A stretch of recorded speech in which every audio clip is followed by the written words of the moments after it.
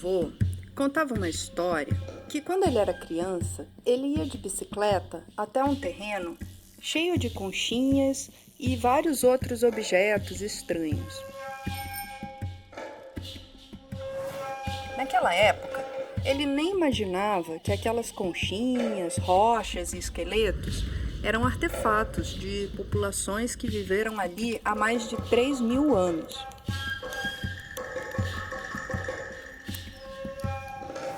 Essas e outras histórias me levaram ao estudo da arqueologia. Hoje, me dedico a pesquisar o processo de povoamento da América do Sul e as atividades realizadas aqui em tempos tão distantes. Mas a minha motivação não é apenas científica. Eu realmente acredito que uma das formas de fazer com que as pessoas vivam melhor é que cada um conheça a sua história e as diferentes formas de se viver nesse mundo. Das voltas que a vida dá, vim parar em Santa Catarina, lugar onde meu avô nasceu e viveu.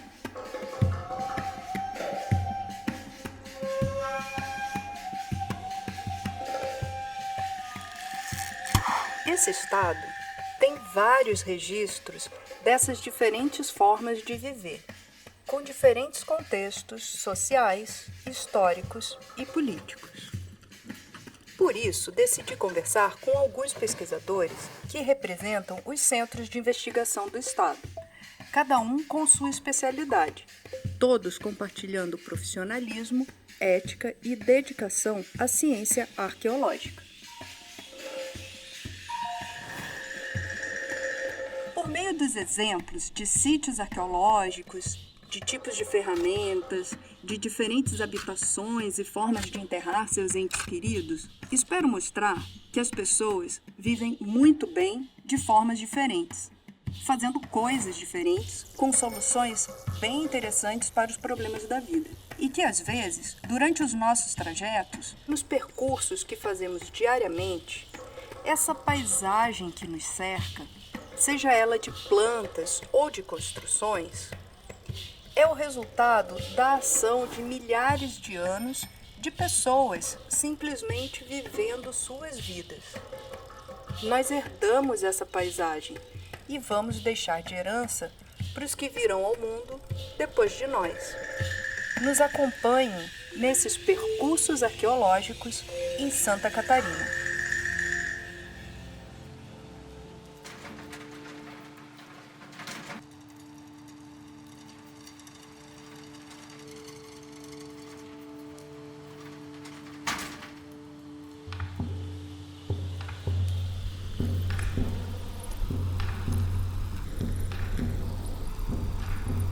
Desde que eu comecei a trabalhar com arqueologia, as pessoas me perguntam se tem isso no Brasil. Eu sempre respondo com a informação de que temos mais de 27.000 sítios arqueológicos já conhecidos e registrados. Então, a resposta é sim, somos cercados por eles.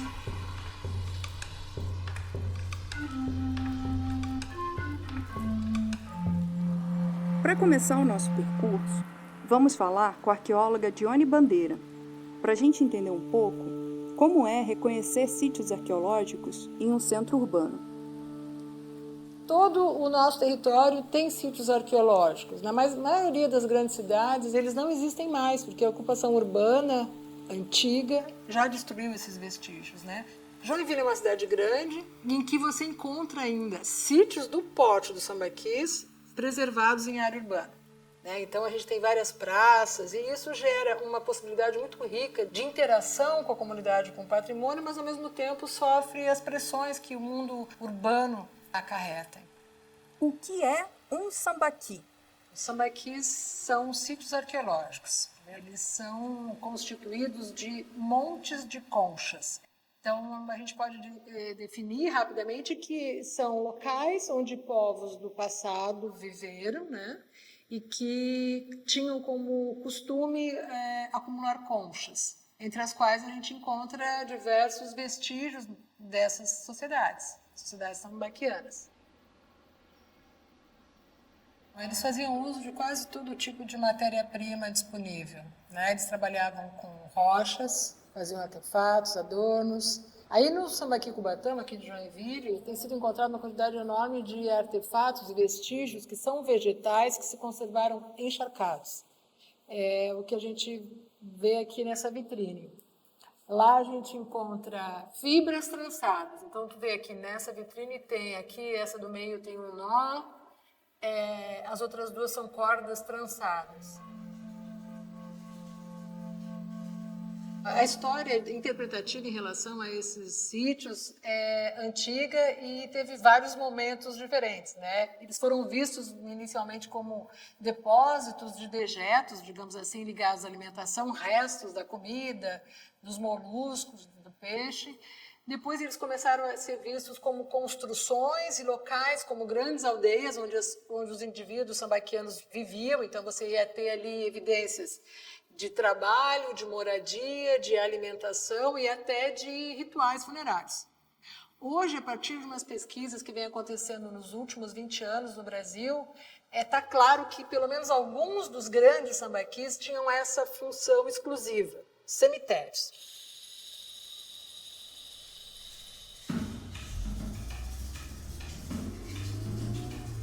Se encontramos vestígios de cemitérios e sepultamentos, será que os sítios arqueológicos representam um local onde esses povos do passado morreram ou viveram? E para saber mais sobre que tipo de coisas e atividades ficam registradas, vamos para a região oeste do estado. Aqui vamos encontrar a arqueóloga Miriam Carboneira.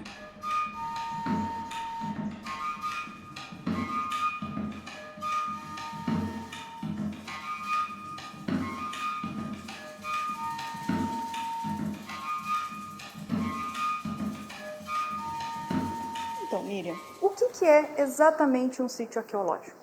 Um sítio arqueológico é um local onde são encontrados vestígios das antigas populações humanas, né? Onde eles realizaram atividades cotidianas, fizeram suas construções, atividades diárias como o processamento de alimentos, né? A confecção dos próprios artefatos. Então, a arqueologia ela vai estudar os modos de vida, né, como essas pessoas, esses grupos viviam em sociedade, mas também vai trazer muitas informações sobre o ambiente que essas populações viveram, qual era o clima, qual era a vegetação. Então, na verdade, a arqueologia é como uma janela que se tem para poder olhar esse passado mais antigo da humanidade.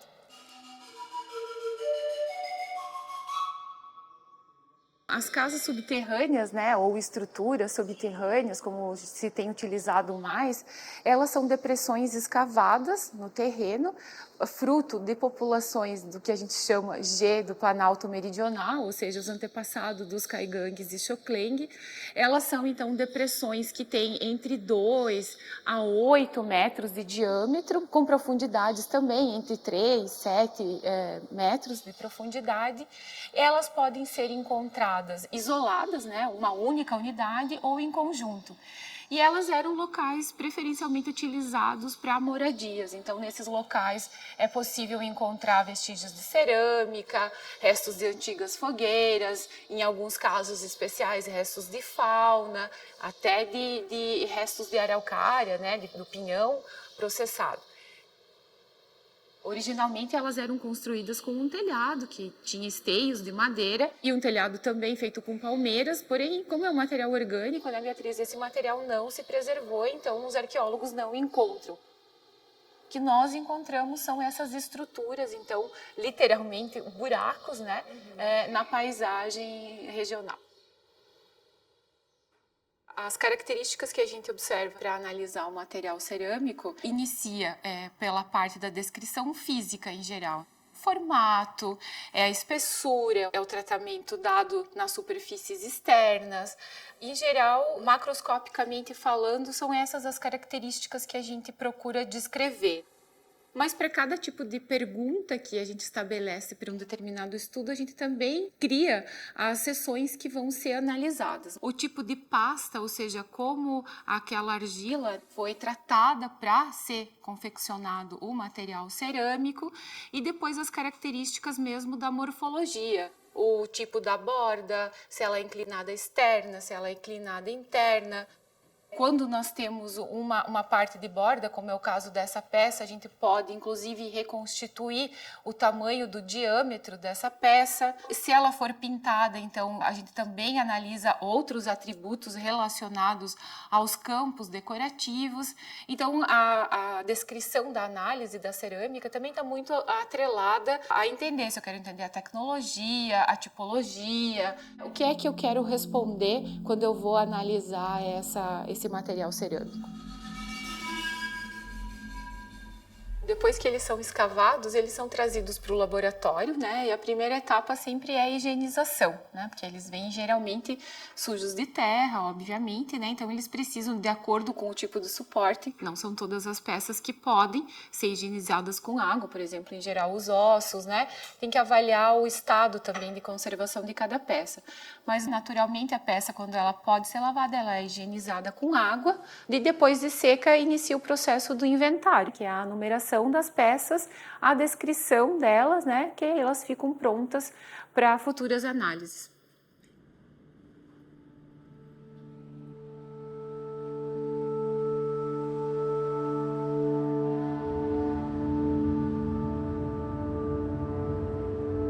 Agora estou indo encontrar o arqueólogo Marcos Santos e vamos visitar o sítio mais antigo de Santa Catarina já descoberto até o momento, chamado de Linha Policial 07.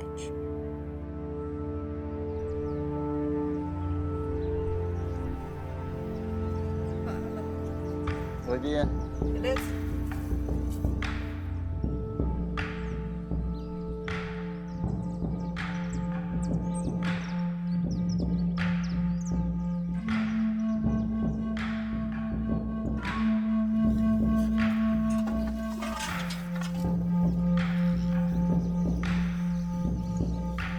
Aqui o mato, né? Como sempre, na beira do rio, tomou conta.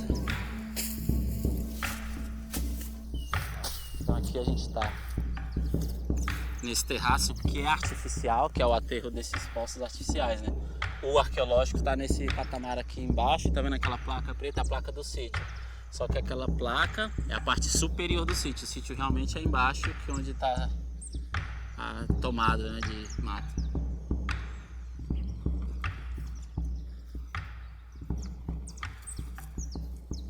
Aqui é a área de escavação. Aqui a gente estaria pisando nos 10.500. 10.500 para mais antigo. Vamos dizer, a espinha dorsal de uma escavação, de um estudo, de um sítio arqueológico é a estratigrafia. Ou seja, a gente tem que entender como culturas ou comportamentos culturais ocorreram no tempo e no espaço através de uma análise estratigráfica. Que basicamente é o quê? Sobreposição de diferentes camadas, onde cada camada tem uma história de deposição e automaticamente uma história cronológica. Ela tem uma idade que a gente tenta estabelecer como ela chegou ali, em que tempo ela chegou ali e o que aqueles materiais arqueológicos enterrados dentro dela representam. E é muito difícil entender e perceber as diferentes camadas que ocorreram ao longo do Holoceno, ou seja, dentro aí dos últimos 11.700 anos. Aqui, onde eu estou apontando com laser, são materiais arqueológicos, que eles estão alinhados nesse sedimento homogêneo. Se vocês forem acompanhando, ó, tem outro material aqui, tem outro ali, eles têm uma certa inclinação, que são todos de pedra lascada.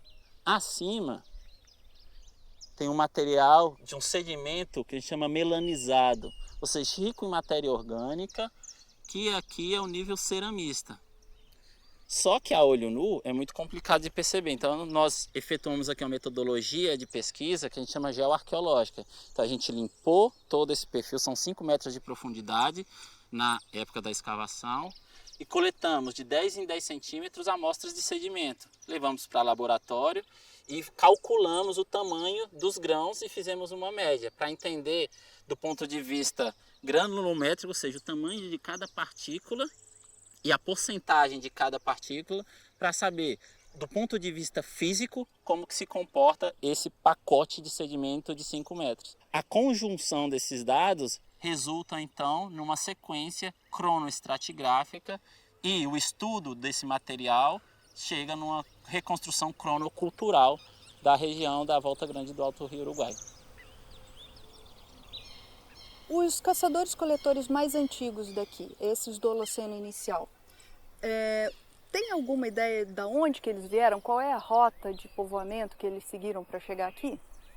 Os dados atuais, né, ou seja, cronoestratigráficos e da cultura material, indicam que possivelmente é o modelo dos grandes rios, né, das grandes bacias. Então, possivelmente esses grupos estão vindo pela Bacia do Prata, ou seja, eles ocuparam, se a gente a priori imaginar que realmente foi pelo Estreito de Bering que os Homo sapiens entraram, eles tiveram alguma rota que eles foram até ao sul, ao extremo sul, pelo menos os que vieram aqui do continente sul-americano, e depois vieram subindo pela Bacia do Prata. E aí a gente tem que imaginar que as datas mais antigas do Rio Uruguai, então vamos pensar a Bacia do Rio Uruguai como via de entrada. As datas mais antigas estão entre o Médio e o Baixo Uruguai, e ali na fronteira, na tríplice fronteira entre Brasil, Uruguai e Argentina, que são sítios de Paipasso, Tigre, que tem ali datas entre 13.000 e 13.500, com pedras lascadas bifacialmente. As dinâmicas culturais que resultaram em culturas materiais aqui, elas apresentam outras dinâmicas que não cabem nas definições histórico-culturais do Paleolítico, Neolítico e Mesolítico. Então é por isso que a gente não escuta falar de Paleolítico no Brasil, na América do Sul, porque não tivemos outras espécies além de Homo sapiens aqui nas Américas.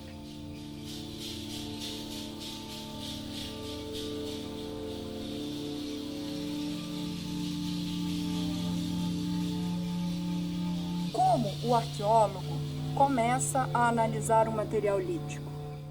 Eu sempre gosto de pensar as matérias-primas. O que a gente está tendo aqui de escolhas que existem no ambiente ou não, que foram importadas, né? Então você já começa a separar por matérias-primas. Então vamos fazendo grupos de matérias-primas, porque é dentro de cada matéria-prima que a gente consegue depois montar cadeias operatórias, né, mais claras. A gente começa então a separar por produtos de debitagem e façonagem. Os de debitagem, o que a gente tem? Os núcleos que fornecem os produtos de debitagem, que são as lascas. Então, a lasca é debitada, né? Então, o ponto de impacto foi aqui do percutor, sai a lasca. Então, a gente tem o bulbo e no núcleo a gente tem o contrabulbo. E no núcleo a gente sempre tem, então, os negativos das retiradas precedentes. E na lasca a gente tem os negativos das lascas precedentes dela ter sido debitada. Então a gente tem os instrumentos unifaciais que aqui estão representados então por uma lasca. Então tem aqui o talão dela, a gente tem o bulbo, era uma lasca alongada ou um suporte laminar, provavelmente laminar, mas porque depois de ser uma lasca, ela foi retocada. Então a gente tem os retoques paralelos. Ou seja, eles modificaram ela, a morfologia dela, porque eles queriam um instrumento que funcionasse com essa forma. O bifacial, também provavelmente um produto de suporte sobre lasca, mas aí ele é trabalhado em ambos os lados. Ou seja, também ele vai sendo retocado, só que retoca de um lado, retoca do outro, retoca de um lado, retoca do outro, resultando em uma secção bifacial ou biconvexa, ou seja, dois planos, dois lados com um plano de intersecção.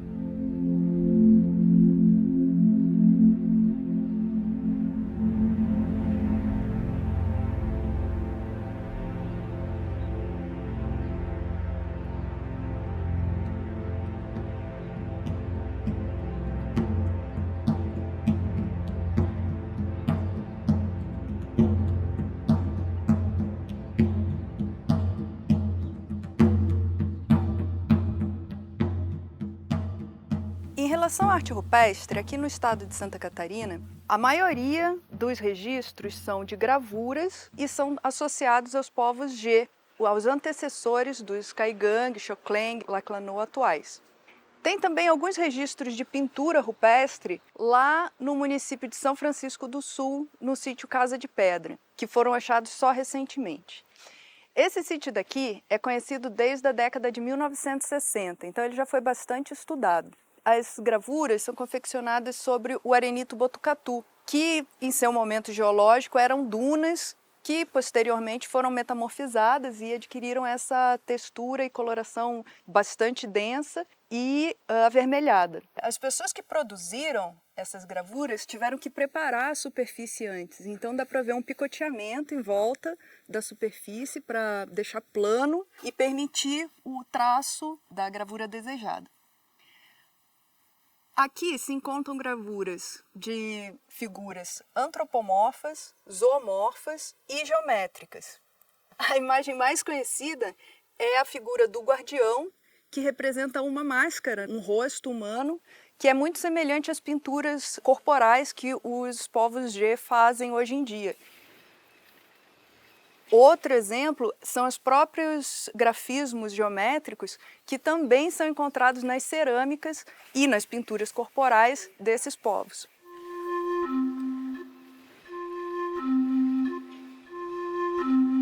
Aqui a gente está num sítio que recebeu muitos nomes. Ele foi identificado lá nos anos de 1960 pelo Padre Ró e recebeu o nome de Urubici 21, porque a gente está bem no centro da cidade de Urubici. Depois ele recebeu o nome de Anderman e foi escavado aí na década de 2010. E mais recentemente, num recadastramento feito pelo IFAM, ele recebeu o nome de Sítio da Esquina. Ele é uma plataforma, um montículo construído. Alguns pesquisadores também chamam de danceiros.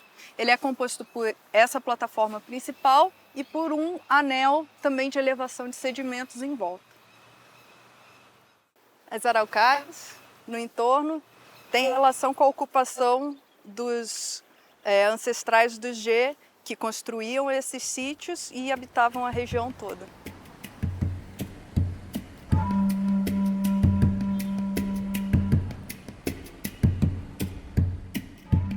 Mas e o que aconteceu com esse território que era todo indígena? Como a gente sai desse universo de um passado distante para o mundo que temos hoje? Como foi a transformação para esse período que chamamos de histórico? Para responder essas e outras perguntas, vou encontrar o arqueólogo Juliano Bittencourt, que vai me ajudar a dar sentido às ruínas que marcam a paisagem do Planalto Sul brasileiro. Nós estamos visualizando as taipas que representam um momento econômico do sul do Brasil, mas dessa região principalmente, que é o Planalto Serrano. Boa parte desses municípios tiveram a influência no momento econômico do tropeirismo, onde eram tropas de homens que tinham a função de levar mercadorias para os centros maiores, mas também os núcleos urbanos menores, as vilas. Por conta disso, a confecção, a construção desses caminhos de tropas eram para que os gados que também eram transportados e mulas tivessem uma direção.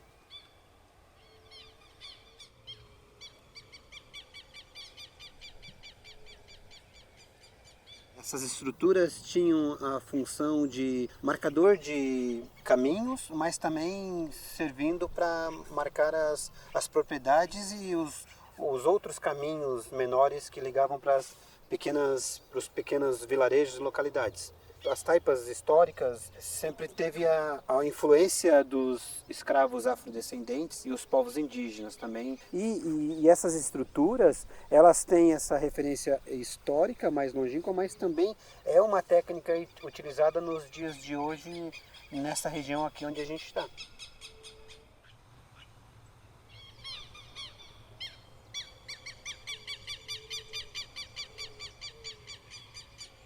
Se você pegar do rio Mampituba até Imaruí e subindo essa região aqui de Bom Jardim, Lages, nós não temos terras indígenas demarcadas, aldeias indígenas demarcadas. E a gente está conversando nesses momentos de locais, de objetos arqueológicos, a gente está de sítios arqueológicos falando que as pessoas viveram aqui no mínimo há 2 mil anos, 4 mil, 6 mil anos, até 10 mil anos, mostra que o Estado ele tem essa ocupação mais antiga, mas em algum momento é a chegada dos nossos parentes, nós somos parentes, se não somos parentes, mas há uma relação dos descendentes de portugueses, espanhóis, depois um pouquinho mais para frente, século XVIII, os que chamamos de italianos e alemães, que ocuparam essa região. Quando chegaram aqui, esses indígenas que nós estamos falando de cultura material moravam aqui, os guaranis, os Laclanô-Choclen moravam nessa região.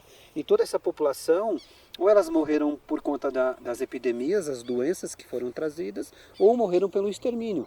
Então a gente precisa lembrar que essas pessoas foram assassinadas, né, tirada dos lugares onde sempre moraram, né? Por que a gente não tem terra indígena demarcada nesse território? Há sempre um discurso falando que povos originários atrapalham o progresso. Menos de 0,5% do território catarinense é voltado para as populações indígenas. São apenas 29 terras indígenas demarcadas, né?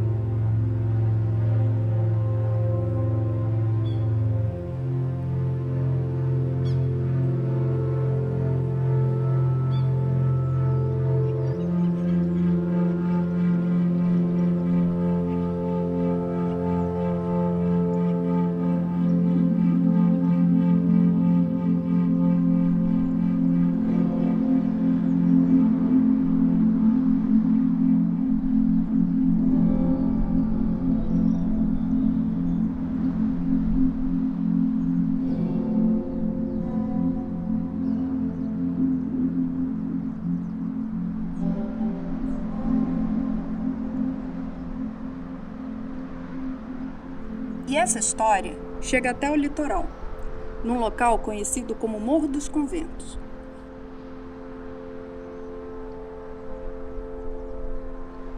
Em meio a uma paisagem grandiosa, em uma pequena gruta, Juliano me conta mais sobre o caminho das tropas.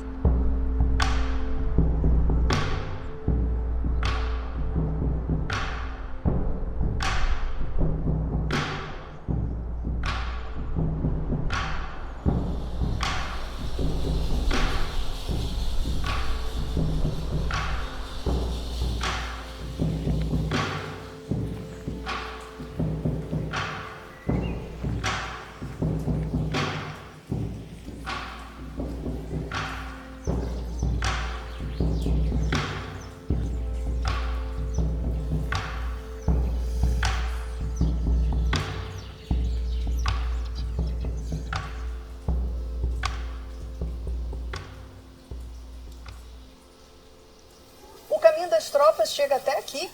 O caminho das tropas tem o seu momento principal ligando o Rio Grande do Sul, Santa Catarina, Paraná, São Paulo, né? Essa ideia de deslocamento de produtos e gados. E aí também tem esse momento dos caminhos menores, né? Que levando essas mercadorias para os centros urbanos menores. E esta região aqui ela tem a influência do tropeirismo, que é o Araranguá, o Morro dos Conventos, há sítios históricos, além de documentos históricos, mas sítios históricos que comprovam esse momento do tropeirismo na região. O que foi o contestado? Contestado 1910, 1920, nesse período, nessa região de Curitibanos, que é a região do contestado de Santa Catarina, né, entre o oeste e o Planalto, onde tinha a luta pelo território de terras entre países, mas também a construção, por exemplo, da ferrovia que ligava Rio Grande do Sul, Paraná, Santa Catarina, que acabou impactando nas pessoas que estavam nessa região, que foram retiradas desses locais durante esse processo, né? E aí há no pano de fundo a questão da religiosidade, né? O monge João Maria, né? Foram alguns momentos, mas esse é um dos principais, que acaba liderando as pessoas né, tendo a religiosidade por trás na luta pelas suas terras. E por conta disso há uma quantidade diversificada de sítios associados a esse momento, como um local de confrontos, de guerras, né? Cemitérios que muitas pessoas foram mortas, e outras estruturas que estão sendo mapeadas ainda. É um estudo que ainda vai render bastante informações. A arqueologia histórica, os sítios históricos, né, representam a ocupação humana 1500, a chegada do colonizador, ou dessa ocupação que teve a partir de 1500. E aí essa diferença entre arqueologia histórica e arqueologia pré-colonial, que está associada aos povos originários. Então o sítio histórico ele traz elementos de como que foi essa ocupação. São vários sítios históricos que a gente poderia estar falando. Um engenho de farinha, um engenho de açúcar. O engenho de açúcar ele representa aquele período político do Brasil, século XVI, século XVII. Estudando o engenho de açúcar, cana-de-açúcar, a gente vai ter elementos da Casa Grande, a senzala, né? Consegue perceber essas diferenças através da cultura material. Enquanto na Casa Grande você vai ter certos tipos de material que vai trazer a ideia da classe dominante. Numa senzala você vai ter outros tipos de cultura, né? Aqui em cima da mesa nós temos uma cultura material que representa um certo tipo de sítio histórico, né? Não é um sítio associado aos quilombos, por exemplo, não é um sítio de arqueologia subaquática, que teria outros elementos, nem um engenho de farinha, por exemplo. É um sítio, provavelmente, de uma residência que traz informações do período econômico e político da época, que traz informações, por exemplo, uma faiança vai trazer informação do século XVII, século XVI. Nesse momento, no Brasil, não tinha a tecnologia de fabricação de louças e vidros, né? O que tinha aqui ainda era a ideia daquela cerâmica feita pelos indígenas e pelos portugueses e afrodescendentes. Até aqui, vimos que a região que hoje é o estado de Santa Catarina preserva os registros de diferentes tipos de sítios arqueológicos. Temos sambaquis, casas subterrâneas, sítios de arte rupestre, elementos históricos, de povos indígenas, antigos e recentes, e vimos também que nesses sítios podem ser identificados vestígios cerâmicos, líticos, louças e uma diversidade de outros elementos. Mas o que fazemos com essas informações tão valiosas? Para que servem esses dados do passado? Para pensar a respeito disso, vamos encontrar com a arqueóloga Bruna Zamparetti, no litoral sul do estado. Oi.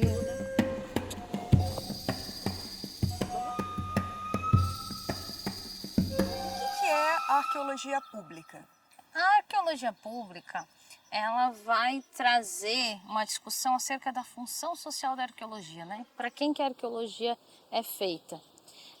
Esse repensar das nossas ações, que não se volte apenas para esse passado, que pode ser um passado longínquo, como aqui a gente está, né, de mais 3.000 anos, ou um passado mais recente, mas que se preocupe também com as comunidades que existem hoje, né? Sejam essas comunidades que são circunvizinhas aos sítios arqueológicos e principalmente comunidades tradicionais, como populações indígenas, quilombolas, ribeirinhas, que muitas vezes e durante muito tempo foram objeto de pesquisa, mas não estiveram envolvidas nesse processo da pesquisa. Daí a gente puxa para dentro da área da arqueologia pública, que é a arqueologia colaborativa, participativa, onde essas comunidades vão estar envolvidas em todo o processo da pesquisa arqueológica e, inclusive, o incentivo à formação de arqueólogos dentro dessas comunidades, como nós temos vários arqueólogos indígenas, né? Arqueólogos e arqueólogas indígenas hoje, a importância dessa formação e de eles estarem participando da construção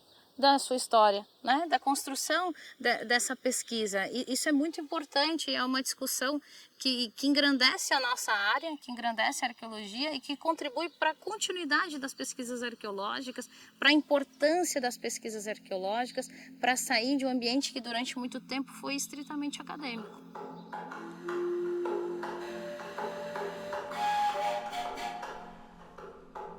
Esse aqui é o Sambaqui Garopaba do Sul, no município de Jaguaruna. Ele é considerado o maior sambaqui da região, ele tem 26 metros de altura e ele tem uma datação de 4.000 anos, um pouco mais de 1.200 anos de construção do sítio. Ele é um sambaqui monumental, não é escavado há algum tempo. Ele não tem uma grande densidade, por exemplo, de sepultamentos humanos como tem em outros sítios do entorno. E ele foi intensamente minerado, também ali nos anos 50, nos anos 60, registros fotográficos da mineração desse sítio.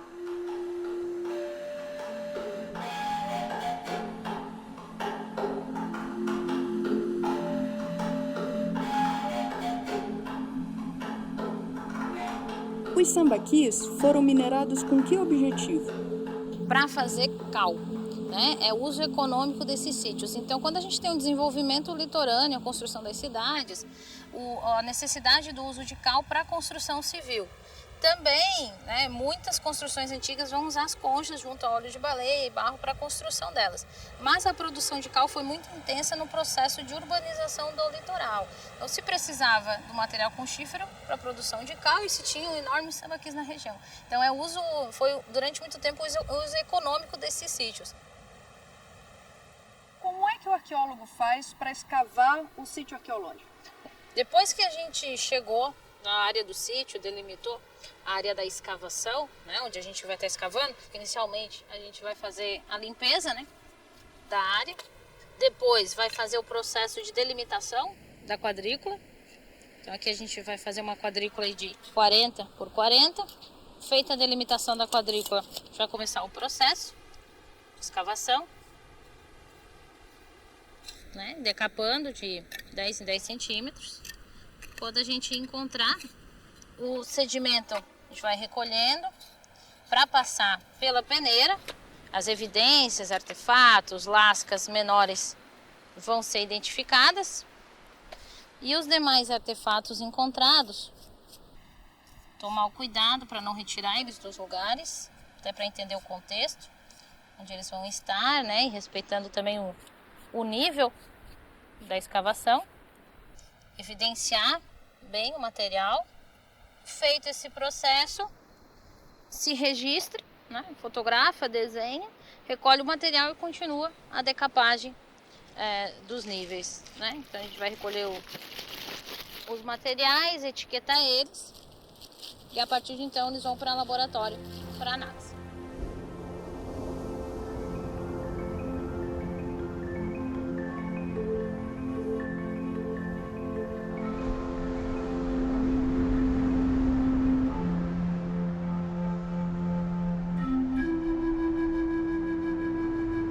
Na ilha de Santa Catarina, chegamos ao final desse percurso, no qual converso com o arqueólogo Lucas Bueno. Qual que é a definição de sítio arqueológico? São locais que registram atividades humanas do passado. Só que se a gente for pensar, as atividades humanas do passado, a gente tem uma diversidade imensa de atividades e de registros dessas atividades. Uma planta, de repente, domesticada, pode ser um registro de uma atividade antrópica. Gravura rupestre é uma atividade antrópica. Então a gente tem vários tipos de atividades e, portanto, diferentes tipos de registro que podem ser incorporados e pensados como sítio arqueológico. Bom, então a gente está aqui no sítio Ponta do Sambaqui, aqui na ilha de Florianópolis. A gente não escavou ainda esse sítio, mas é um dos que a gente consegue olhar um pouquinho para o perfil, entender como que ele é construído e quais são os vestígios que aparecem nesse sítio. Vocês veem uma grande camada de terra mais escura, entremeada por várias conchas, As conchas, algumas estão inteiras, outras estão quebradas. Há vários pontos de carvão também, material queimado, no meio desse sedimento, diferentes tipos de concha. A gente tem ostras, né, que estão normalmente na base desse sítio. Ele está sobre esse embasamento aqui, né, que a gente vê vários blocos que compõem a base sobre a qual o sítio foi construído. Uma das coisas que chama bastante atenção aqui nesse sítio é a presença de cerâmica. A gente tem alguns fragmentos, né, como esse pequeno, esses que estavam, né, que caíram do perfil, que a gente pode ver com mais clareza aqui, né, que são indicadores importantes para a gente sobre cronologia, sobre o momento de ocupação desse sítio. E a presença dessa cerâmica, que é uma cerâmica então associada à ocupação G, que teria o seu início aqui na ilha por volta de 1000 anos antes do presente.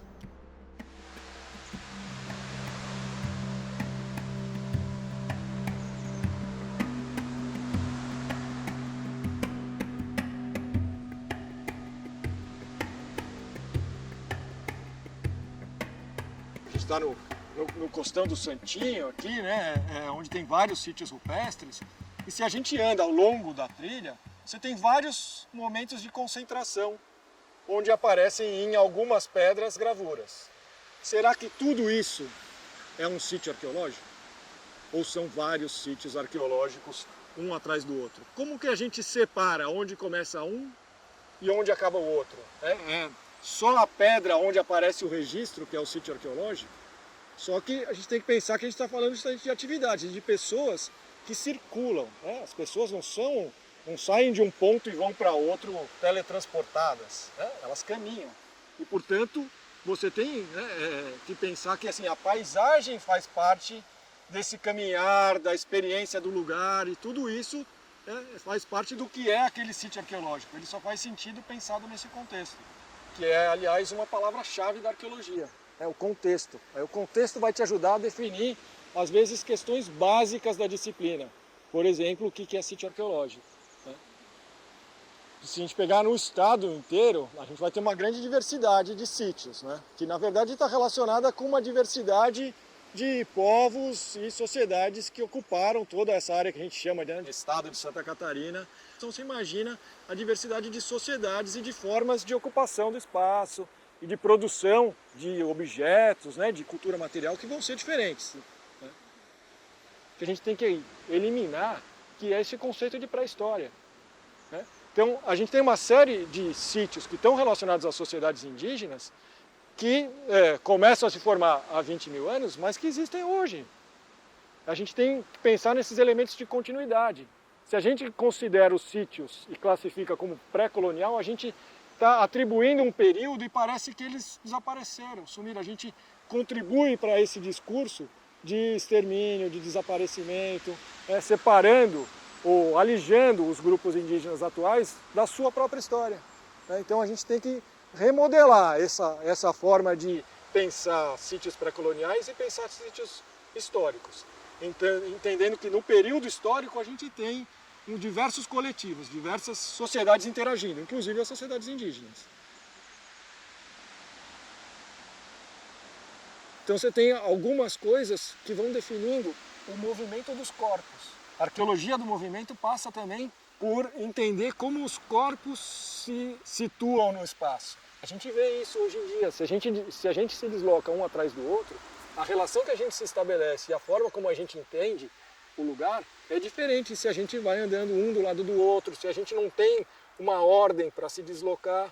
Então a arqueologia do movimento tenta olhar para esse lado também. Então aquela coisa assim, a gente sai do sítio e do artefato para entender como as pessoas estão se deslocando. Então acho que passa um pouco por a gente desconstruir essa dicotomia que marca, né, o pensamento ocidental entre cultura e natureza, e pensar que essas duas coisas elas estão integradas, né, e que no processo de construção e de ocupação do espaço você vai constituindo, dando significado cultural aos locais que você vivencia e que você experiencia. Então é nesse processo de interação que se constrói, né, o que seria o que a gente entende como paisagem. A gente tem várias esferas de movimento que a gente pode incorporar e articular para entender o contexto arqueológico, né?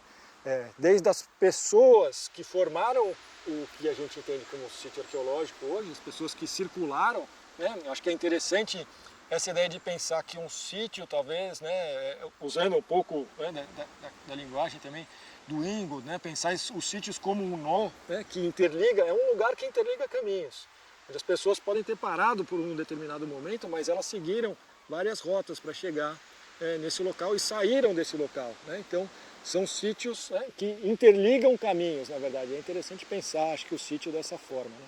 Então, tem o movimento das pessoas, tem o movimento dos artefatos, dos vestígios que foram deixados, né? Porque você tem uma série de ações pós-deposicionais que vão modificando né, a disposição espacial desses artefatos.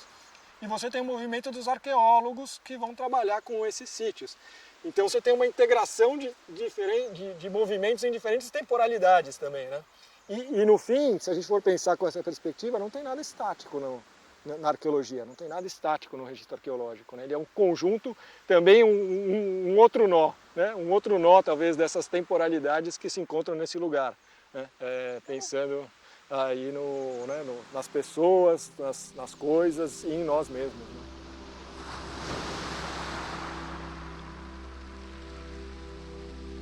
Esse percurso não acaba.